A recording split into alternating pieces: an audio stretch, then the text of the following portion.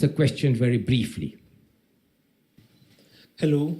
Hello, ma'am. It's really a privilege to be able to attend this interactive and insightful session of yours. My name is Ansh. I am a first year student of Economics Department of Hindu College.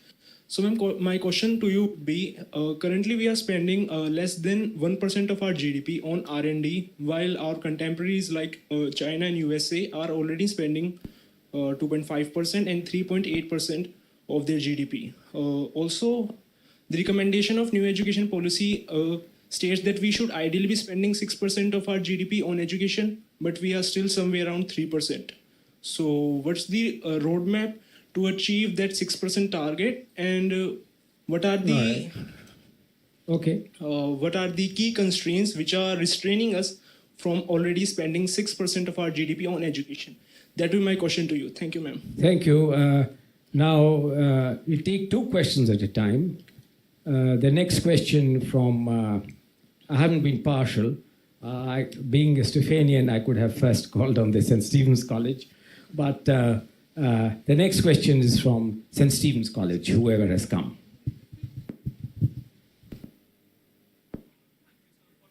Microphone, please. I'm Sanidhya Gupta from St. Stephen's College.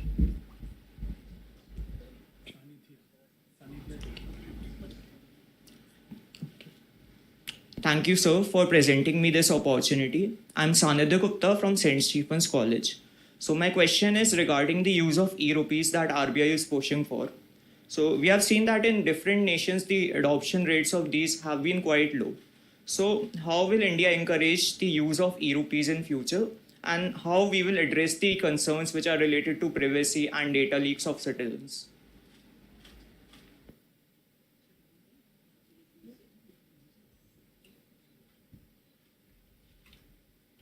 So thank you very much for the presence of all the students, because I understand the exams are still going on, but it's always very invigorating to have conversation with students. I'm sorry, I didn't get the name of the first student from Hindu College.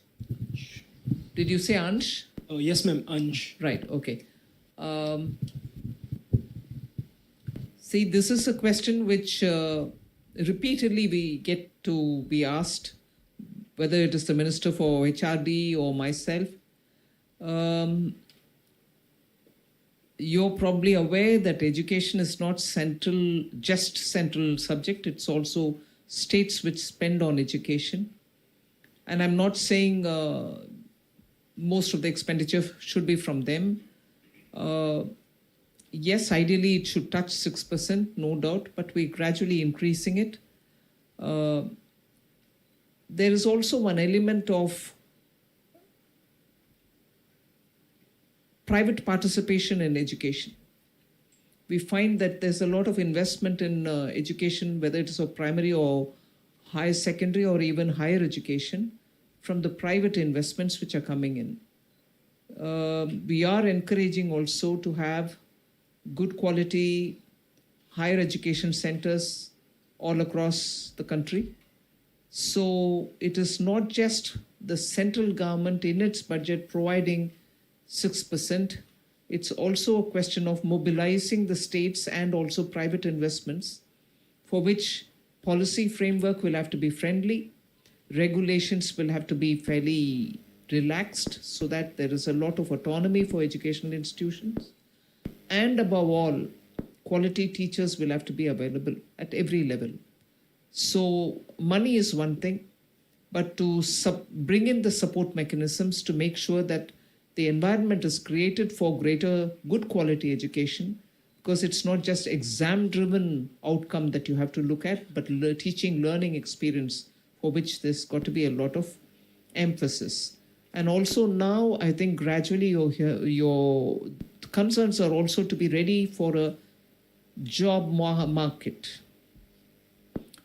Even that is bringing in newer dimensions which are not incorporated in our scheme of things at the moment, but the new education policy gives you that opening.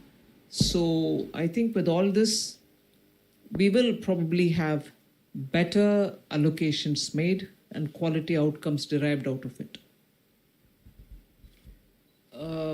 The second question from Stevens College.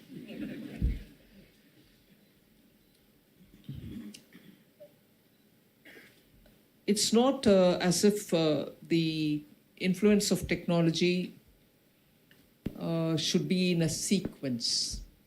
It's also a question of how the common people are going to be able to adapt to a change in the way they have been dealing with the money, the currency, the notes, and so on.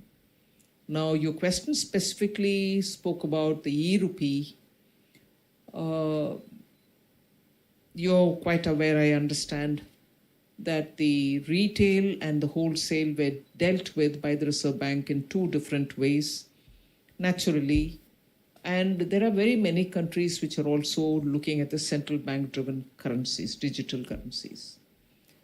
Equally, if you look at what's happening in the ground, and I may not be speaking or comparing like with like, but the way in which India's common people have taken to digitally doing their financial transactions has amazed the world. In fact, today I had a very small delegation, but a very good, strong delegation of people who are in financial sector, messaging, global messaging apps and messaging scheme of things.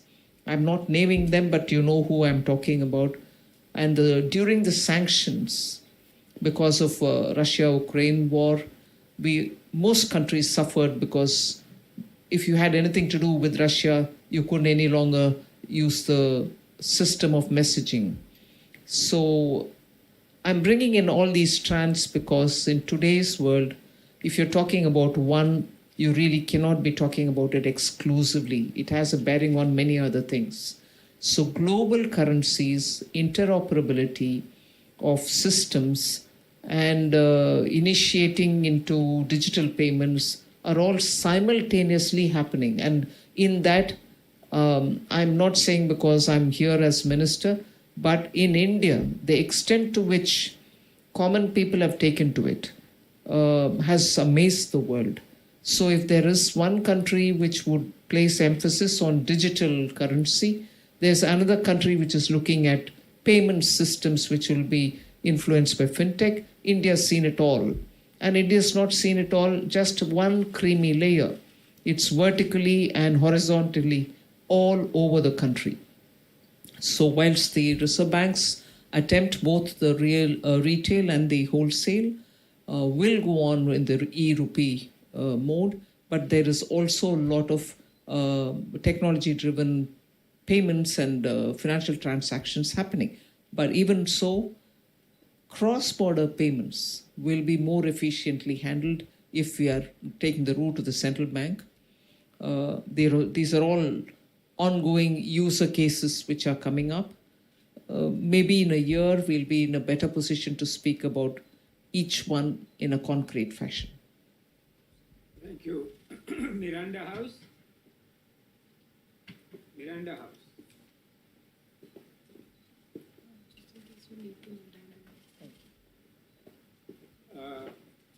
Hansraj College, Miranda House. Please go ahead. Good evening, ma'am. First of all, it's a privilege to be here with you. I'm Neha Timms, a first-year economics student at Miranda House. My question is, with climate change posing increasing threats to economic growth and national security, how does the ministry plan to finance climate security risk to ensure both sustainable development and national security? Thank you. Hansraj College.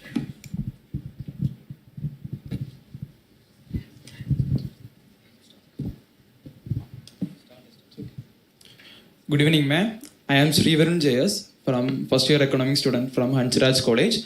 And my question is, like, as India aspires to be the world's third largest economy, like, should the country focus more on investing in capital or social investment? As we know that there are many states in our country that's focusing rather on capital or on social and all. So should we double down on social investments or should we rather focus on capital investment? Because we are going to we are aspiring to the third largest economy, right? And so, or is there a model that can synergize both of these together?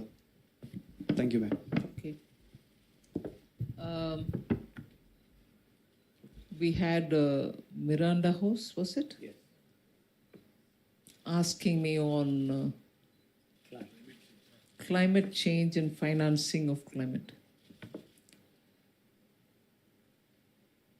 You know, a year ago or even 2 years ago, a reply for a question of this nature would have been simpler, although the resources would have been a challenge. Today, talking about climate change and how any country is going to finance its climate targets which have to be met, which are nationally determined, the answer is going to be very different. The issue is the same. If anything, its magnitude is becoming larger. But the solutions that countries will have to offer would have been one thing 2 years ago. And today, I think again, I repeat, we are at a different stage. The answer is different. Why is it? The problem remains the same or it's aggravated, but the answer becomes different now.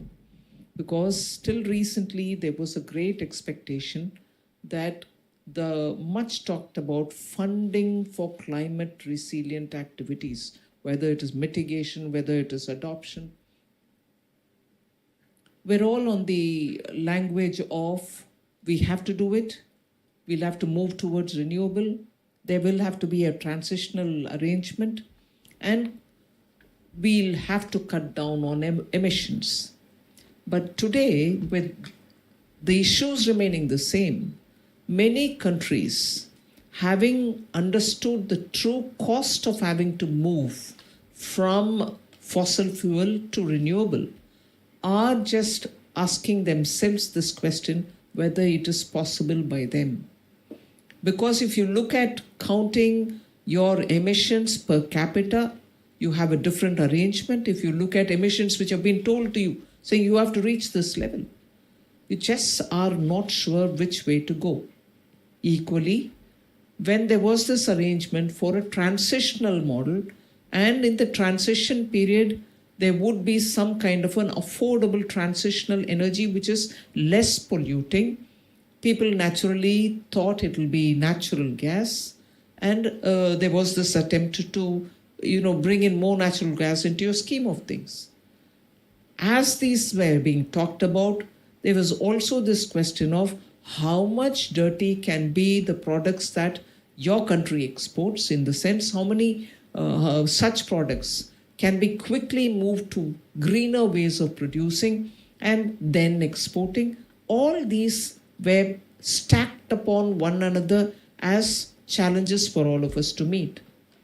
So much before a level of stabilization could happen, saying, yes, we know the route in which we go, how much it would cost, I'll put this much money because my resources are only limited, and the globally available resources will be made available for me also to carry forward. So much before these questions were answered, you also had countries coming up with cross-border taxation on green, not so green products.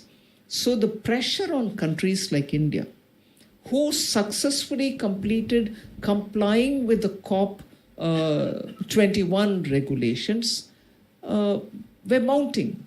And you already are proving that you're shifting towards renewable energy, solar, wind, now of course hydrogen, now also moving to sodium.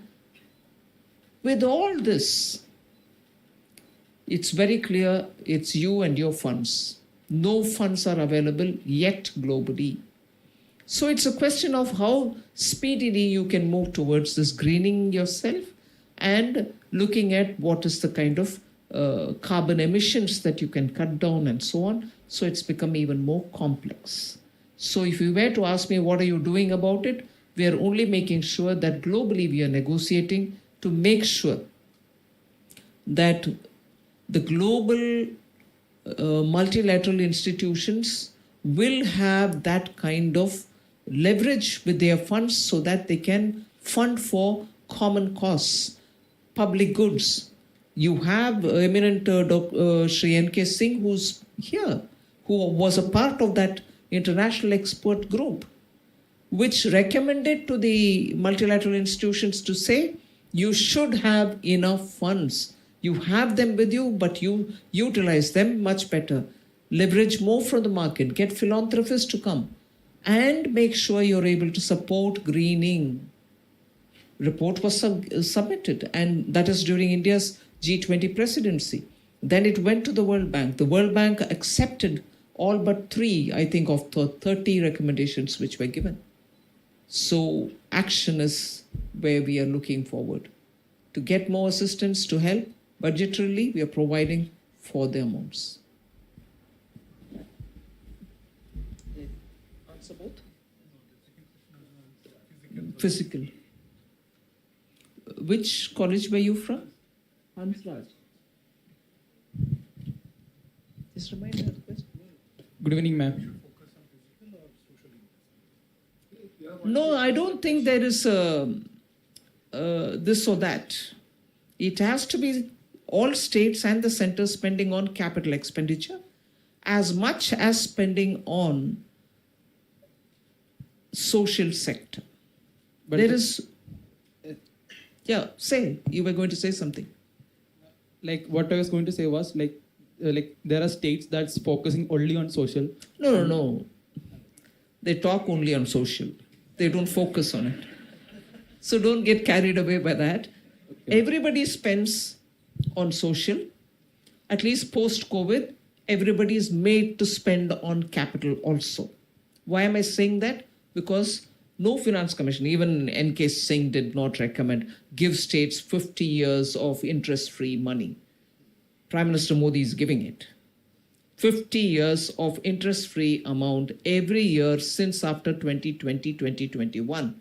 Every state gets, per the formula given by Finance Commission, so much percentage for you, so much more for you, and so on. So please sit down.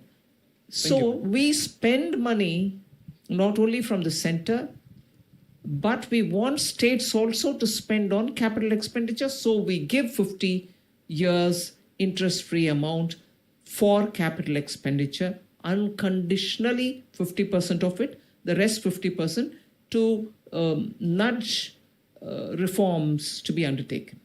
So if this is one side by capital expenditure, we are supporting states to undertake. They are welcome to do their own programs. So capital expenditure, all states are now understanding the importance of it. With the money given by the center and their own resources, many states are doing. But many states are not doing their own money business. The center's money which comes, they go along with it because it's coming. But they are probably, some of them, not all, some of them are reducing capital expenditure with their own resources, thinking that center's money is coming and that's good enough. But states are also, all of them, in fact, all of them are also spending on social schemes and social welfare. Some are spending more, some are spending less, but all of them are talking about it, which is good. They should talk about it as well. So there is no state where only this is happening at the cost of that. At least since after COVID, people have realized what capital expenditure can do to them and to their growth, the state's growth. And therefore, because the multiplier effect is much higher when you use money to spend on capital expenditure, your growth is to that extent speeded up, and states do appreciate it. Kirodimal College.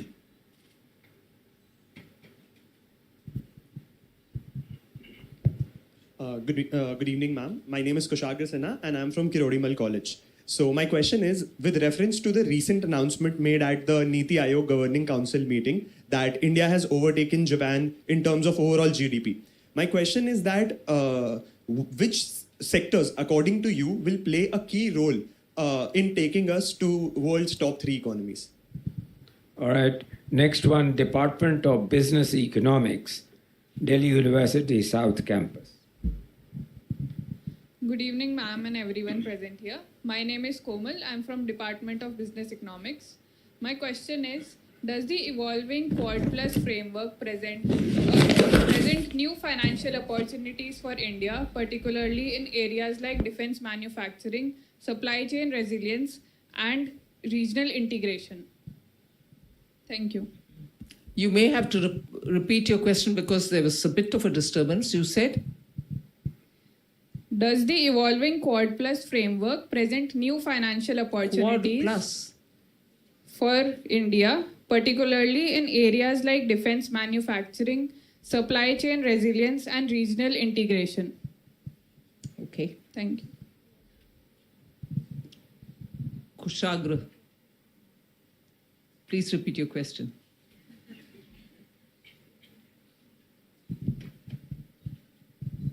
Yeah, ma'am, my question was with reference to the recent announcement made at the Niti Aayog. Yeah.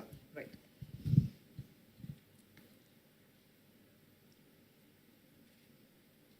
There was a time when a couple of years ago, there was a lot of conversation about India versus Bharat. I didn't subscribe to it. I will not subscribe to it. Then why do I say it now? The kind of industries which are going to play a big role in speeding up India getting to the third position will largely depend on those which have adopted AI. So there is no India industry or Bharat industry, meaning new age industry versus the traditional old-fashioned industry. Across the board, in India, one large question or one significant question which has remained relevant in studying Indian economy for me has been productivity not catching up with our ambition to grow fast. We invest money, we do a lot of, identifying sectors where money has to go, both from government, otherwise private also. But to bring in that critical change in improving productivity, we've always been trying. I'm not saying there was never an attempt to improve, but trying has not been facilitated with many other changes which could have been adopted. Technology is one of them. And technology being adopted could have multiplied your productivity faster than otherwise. But when now today we are talking about technology, you have defined it for yourself because of Web3. Unless you are going to take every one of them, robotics, Internet of Things, deep learning, and so on, and capturing your data for your own good, these productivity gains would have grown at that level which has marked or which has really become the character of Indian growth. But today, the rapidity with which some sectors are showing drastic change, I find the feature defining that drastic change is the adoption of technology, Web3 primarily, okay? And therefore, those will be the sectors. And I won't say, therefore, only renewable energy will bring in, or production of good quality specialized steel will bring it in, and so on. They can be any industry. But your productivity gains and the efficiencies that you're bringing in because of adoption of such technology is what is going to define these kind of industries which are going to rapidly allow India to move to the third position. So I'm not naming any industry, but surely these are the factors which will define it. Thank you. Delhi School of Economics. Oh. No, I have a difficulty in understanding that question. I asked you to repeat it. What is Quad Plus? Please educate me. can do, not the person who asked that question. If Quad Plus is in your curriculum or in your classroom, No, what please was the tell me. question? She wants to know. She used the word Quad Plus. Am I right? I want to know what's Quad Plus. Ma'am, the question was mainly the evolving Quad Plus framework and the new financial opportunities that come with it. So, No, what is Quad so in Plus Quad, we framework? have the 4 countries which are India, US, Australia, and Japan. And in Quad Plus, like after COVID, we also included others like Israel, Vietnam, New Zealand, and South Korea. So for particularly in areas like defense manufacturing, supply chain resilience, as well as regional integration. From the point of view of Quad or from the point of view of Quad Plus, I wouldn't be able to answer this question. But I will answer this question from the point of view of defense production. From the point of view of what defense production is now meaning in the last few years, and what defense production can deliver for any country in the light of Operation Sindoor. I'll try to answer that, but I'm still not able to relate it to Quad Plus. Sorry about that. Defense production. Just imagine for an India which only depended on imported defense equipments, big ticket or small, or just ammunitions, or even just bulletproof jackets. From that stage to where we are today, most of what is being used by the defense personnel are made in India. I'm not saying we don't import at all.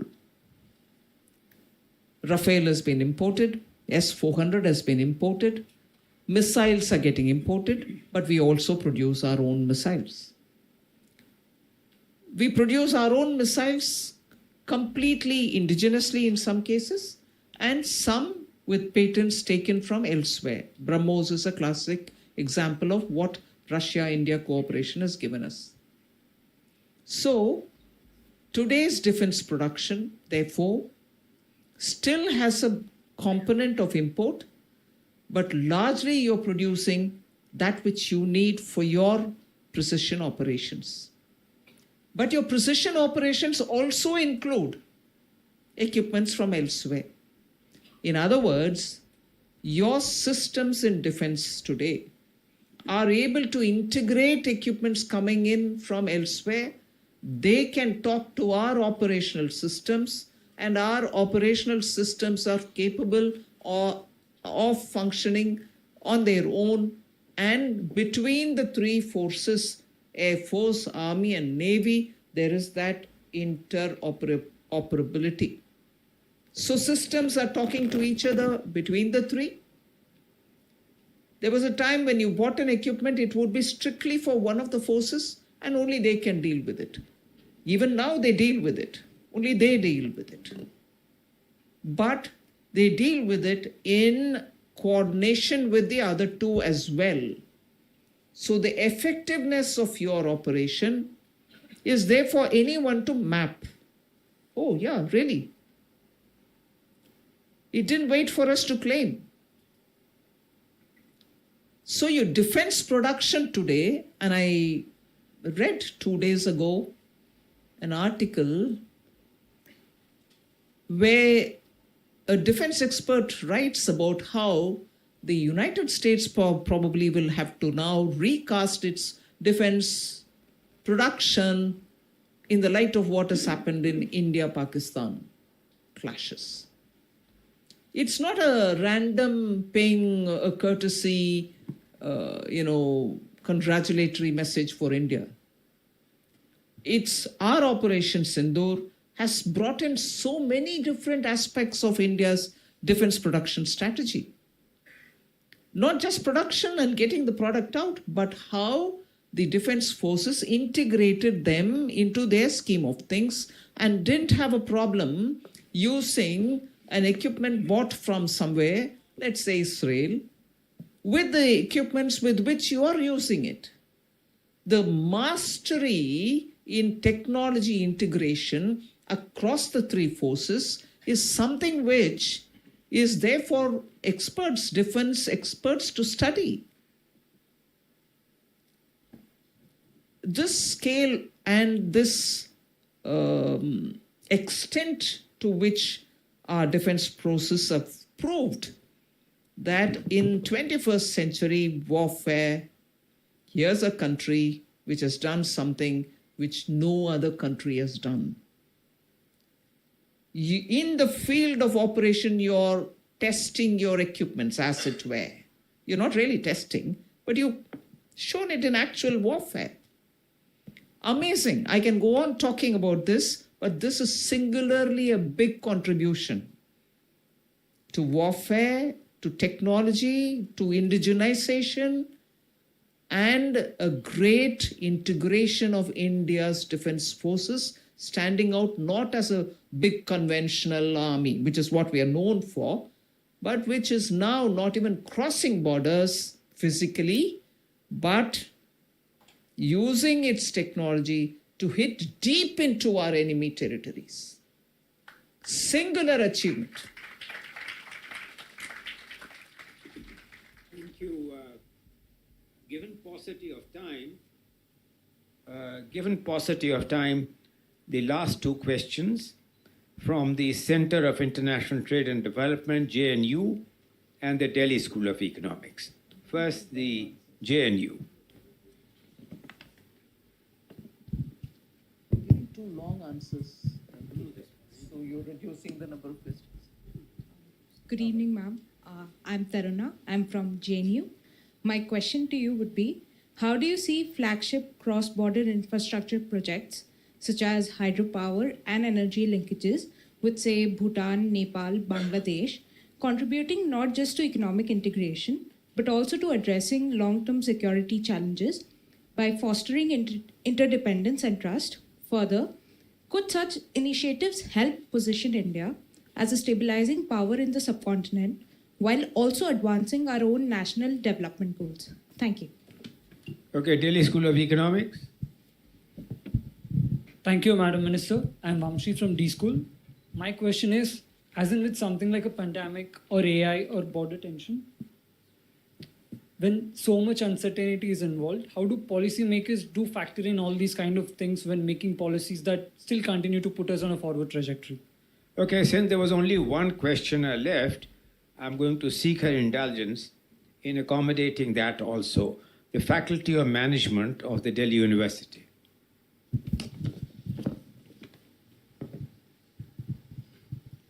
Good evening, ma'am. I am Mayank Modi and I am from Faculty of Management Studies. My question to you is that despite the success of UPI worldwide, there still exists a digital divide in rural areas in terms of limited infrastructures and low financial literacy. So, we know some initiatives like UPI 123 Pay, etc. But what are some other initiatives being planned by the government, and what is the vision for the future to bridge this digital divide? Thank you. The first question about holding projects in our neighboring countries is a very important one. The question is important, that activity for our country is important. So it's always helped India to have greater understanding of our neighboring countries and their requirements, be it hydropower projects in Nepal or in Bhutan. Bhutan, it's also a question of how we are integrating the economy, how we stand by them for many of their projects, digitization, for instance, and also their infrastructure-related activity. So with Bangladesh, so with Maldives, and so on. So these are very important activities for a government. We've continued that momentum. In fact, we have improved on it, and not just for these countries, others in the BIMSTEC also. So whether it is waterways, inland waterways, whether it is building their telecom network, whether taking RuPay card there or building their small islands. Also in Sri Lanka, for instance, providing housing for the Hill tea Tamil workers. So we are continuing that, and I think it really gives India a very good friendship and also goodwill in the country. Governments may come, governments may go, but the people hold India with a great deal of respect for continuously supporting. For instance, even in Afghanistan, for instance, we built their secretariat, we built some dams for them and so on. So very important activity for any country and for particularly for India, and we are continuing with it. The question from Delhi School of Economics. Yes, policy making with pandemic-like situations or any such future emergencies. We didn't have a template when COVID set in. We took the inputs from so many different people, experts, economists, health specialists, doctors, and in general, also studying economy with great deal of, a lot of people who had done projections on how this can play out and so on. So every day, meeting up via video conferencing, so many different people and taking their inputs. For us, the responsibility was one, attend to the pandemic itself, keep people safe, provide them the necessary treatment, keep the hospitals fit and ready for it, and so on. But equally at that time, the reforms, systemic reforms that we were to undertake, we didn't want that at time to be only focusing on healthcare, but took it as a challenge to bring in a lot of steps even at that time. So our approach has been handle both, but the learning from that time has been that the country will have to now be prepared for any future pandemic. God forbid, I don't wish we have one more such situation, but institutions will have to be readied for them. Not just hospital, not just disaster management teams, but every state, every institution, be it schools or colleges, be it firefighting unit, every institution has been given good, clear understanding of how we handle such emergencies. And budgetary provisions are also being made for all that. The third one was from management. What was the question there? Digital divide. Yes, ma'am, it was about digital divide. I don't feel comfortable with this terminology because I think today taking the fiber optics to the villages. Earlier it used to be take it to the village.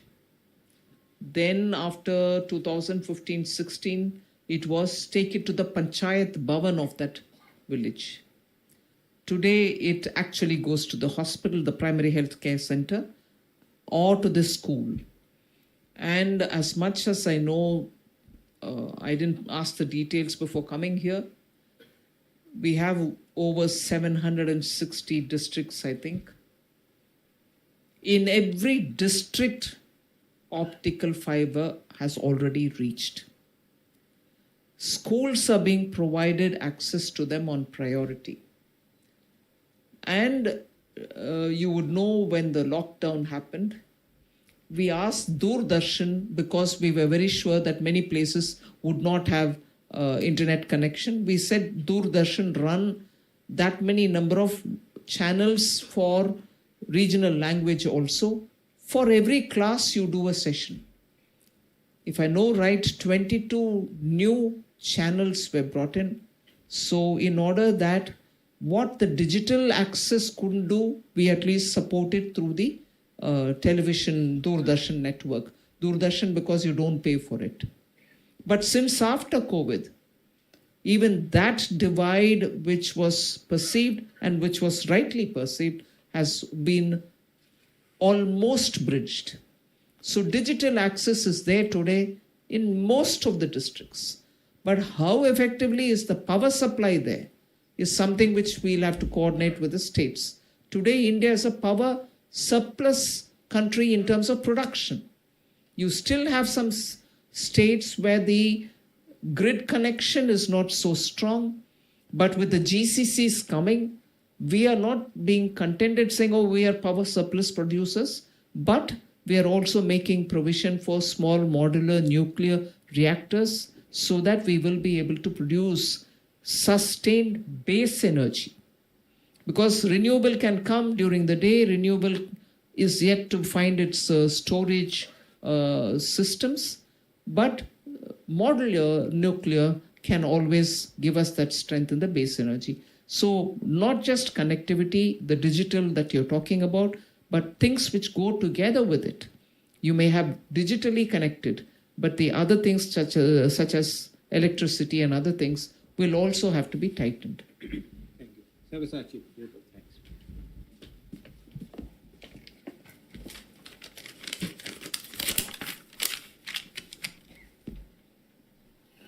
So it is my privilege to deliver the vote of thanks at this distinguished gathering today. First and foremost, I would like to express our deepest gratitude to the Honorable Finance Minister for gracing us with her presence as the chief guest. Ma'am, your participation has truly elevated